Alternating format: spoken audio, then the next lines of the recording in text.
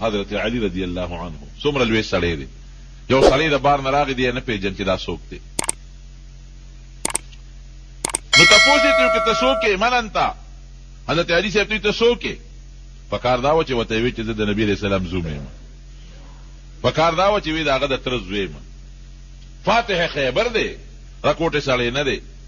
حضور پاک د په حق کې د جنتیت اعلان کړی دی او باب العلم یې ورته ویلی دی چې علي صاحب د علم دروازه ده.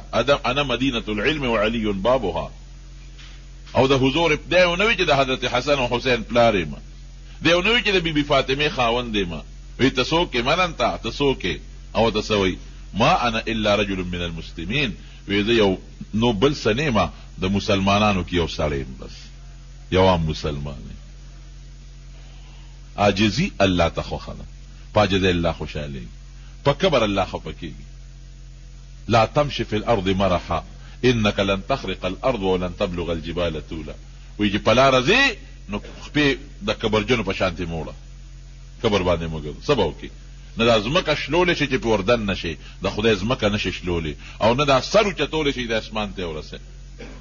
حضرت لقمان چې خپل بچي ته نصیحت کوي نو یو نصیحت ورته دا کوي چې بچې ګورې په ځمکه به د کبر تلل نه کې، په اسانه او په نرمه طریقه په دې ځمکه ګرځه، لویي به ځان کې نه پیدا کې، عاجزي په ځان کې پیدا کې. نو په عاجزۍ الله خوشحالېږي.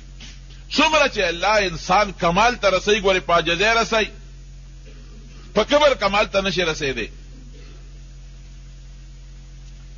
زمونږ د دارالعلوم دیوبند چې کوم بانی مبانی دی او د ټولو استاد دی مشر مولانا قاسم نانوتوي رحمت الله علیه، ډېر لوی سړی و.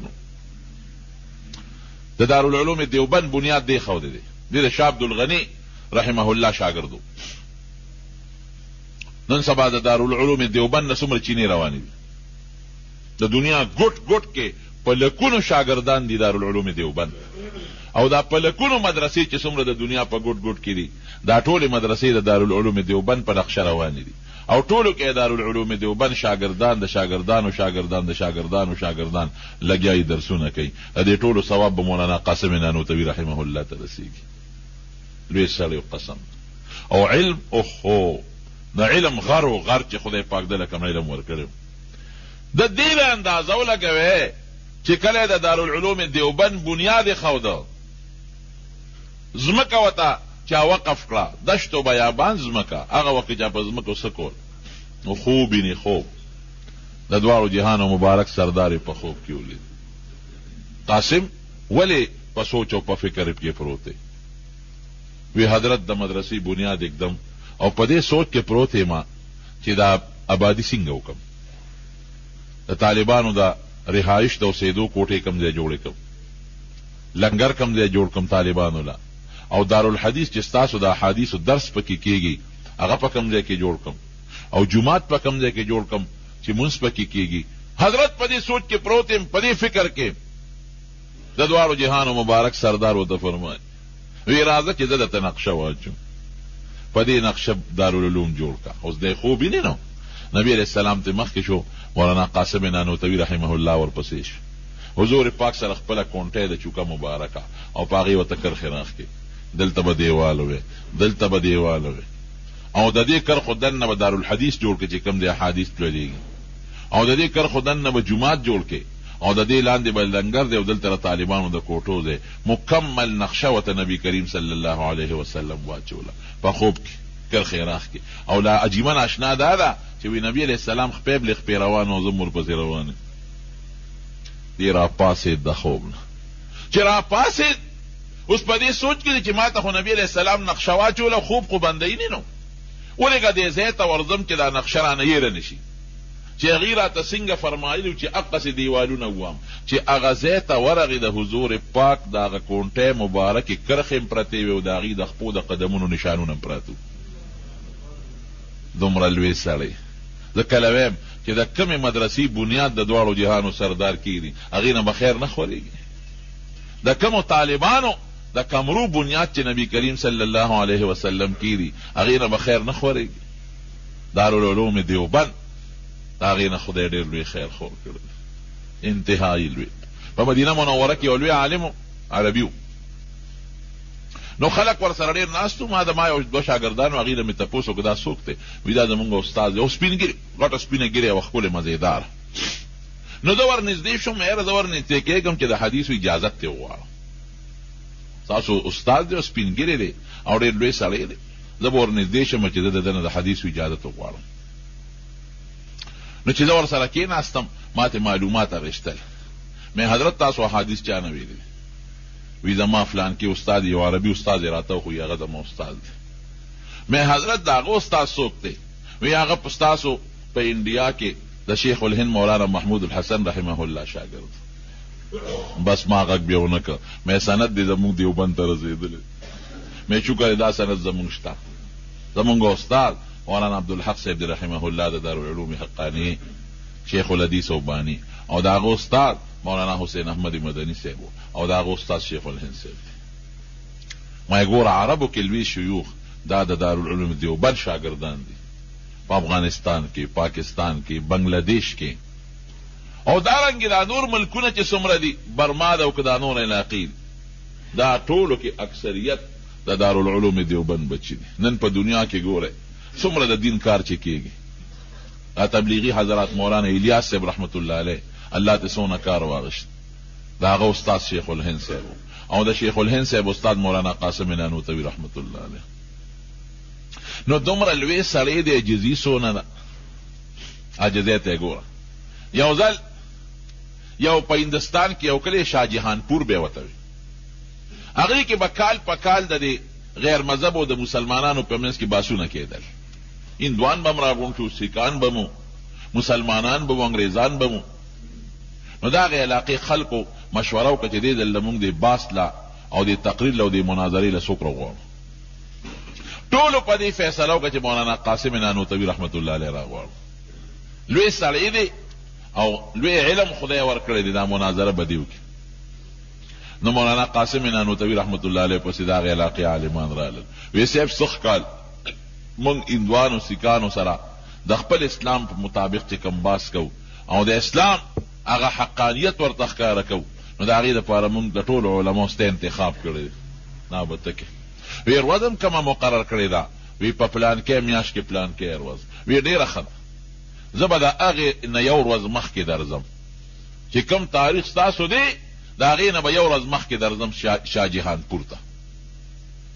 چې هغه تاریخ راورسېد د هغې نه یو ورځ مخکې خلک رالل ریلګاډي ته، ریلګاډي کې به درځم، ټرین کې خلک ریلګاډي په د شاهجهانپور چې کوم ریلوے سټیشن دی، د دنیا عالمان او مسلمانان او طالبان دا راغلي دي، او لوی استقبال دی چې مولانا قاسم نانوتوي رحمت الله علیه به راځي او د هغې استقبال به کوو. لوی عالم دی. دی چې کله په ریلګاډي کې را روان شوی دی، سوچ یې کړی دی چې دا خو به ټول خلک زما استقبال له راغلي، عالمان به م راغلي، هغه ته پته وه دا خو به زما په زړه کې زه دومره لوی سړی یم چې دومره مولیان دی زما استقبال وکړي، او بیا چې استقبال کوي نو چغې به وایي زنده‌باد او زنده‌باد زنده‌باد.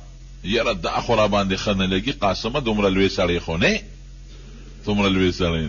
نو د هغې ریلوے سټیشن نه مخکې بل ریلوے سټیشن راته 15 کیلومیټره د هغې او د دې منځ کې فرق و. نو دې په هغه ریلوے سټیشن باندې کوشو، د هغې نه مخکې کوشو. ریلګاډي چې کله ورسېد نو خلکو ډبې کتلې دي، پکې نشته.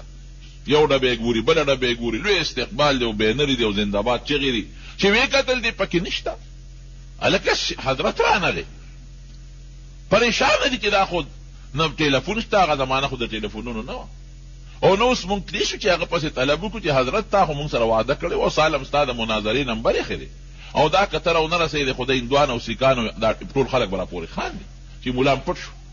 مولانا قاسم صاحب چې په هغه بل ریلوے سټیشن کو شوی دی نو پیاده را روان شوی دی چې دا خلک ستړي شي او دوی خپلو کورونو ته لاړ شي. نو چې کوم ملا صاحب زه غوښتم نو زه به لاړ شم د هغه کور ته او بیټک ته به ور داخل شم چې نه ما ته څوک د زنده‌باد چغه ووایي، نه زما څوک استقبال وکړي چې زما په زړه کې هغه لویي پیدا نه کړي. دومره لوی سړی خو نه یم چې دا دنیا خلک دې زما استقبال کوي.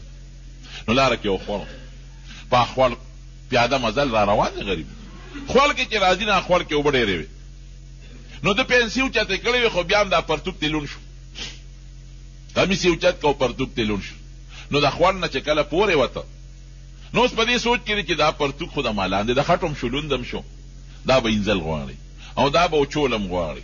نو که دا خو انزل خو آسان دي، دا اوبو کې به یې غوپه کم، خو که دا زه اوچولو ته انتظار کوم نو دا خو بیا د ما باندې شپه راځي او خلک مې هلته په تمه دی، هغوی به هم پریشانوي. نو دا چلې وکړه چې لنګ یې ووو او هغه خپل پرتوګ یې راواغېسته چې کوم لوند او د خټو شوی هغه یې ووینځه او کونټه یې ورسره وه چې زه په لاره به دا پرتوګ په دې کونټه کې ورکمه او په دې اوږه د پاسه به یې اوچت ونیسم نو هوا به یې وی او نور به پرې لګي نو په دې به وچي. الله اکبر، فقیرانه شان دی. سړی کم سړی دی؟ د شیوخو د مفسرینو د محدثینو استاد، هغه سړی چې حضور پاک ورته نقشه اچوي، د علم لوی غر او لکه د ملنګانو غوندې هغه خپل پرتوګ یې په کونټه کې ورکه او کونټه یې په اوږه نیولې ده او نور ته یې نیولې ده او لنګ یې والې دی او غریب روان دی. خلک عالمان راغلي دي پټیشن کې وګرځېدل، پیدا نه کړه. اوټلو کې ورپسې ګورې هسې نه اوټ کېته مخکې راغلي بل ګاډي کې، په اوټلو کې نشته. مولانا قاسم نانوتوي رحمت الله علیه چې څنګه راغی نو ستړی و، یاره چې اوس ورځمه دا خلک به لا پوره نه خوارو، خامخا به لارو کې ولاړي، راشي هوټل ته لاړ شه نو هغې کې به یو ګنټه به په یو کمره کې لږ ارام وکړي نو بیا به لاړ شه. نو چې هوټل ته څنګه ورغی هوټل والا دې تپوس کو نوم دې څه دی؟ نو د خپل زوړ نوم خورشید حسن و، دا نوم یې بیا ځان ته بدل کړی، زوړ نوم یې خورشید حسن. نو هغه ته هغې ته یې وایي زما خورشید حسن نوم دی او د ساعت دپاره یو کمره راله راکړې، په کمره کې یو غوټې خوب کوم ارام، دا جامې به مې موچي شي. نو هغې کې سم لاست مولیان ورپسې ګرځي، خلک خو خواره شو لاړل خپلو کورونو ته. خو چې کم مولیان دي هغې ګرځي ودرېږه د بسونو اډې ته لاړ شو چې ته بس کې نه راغلی، هلته هم نشته.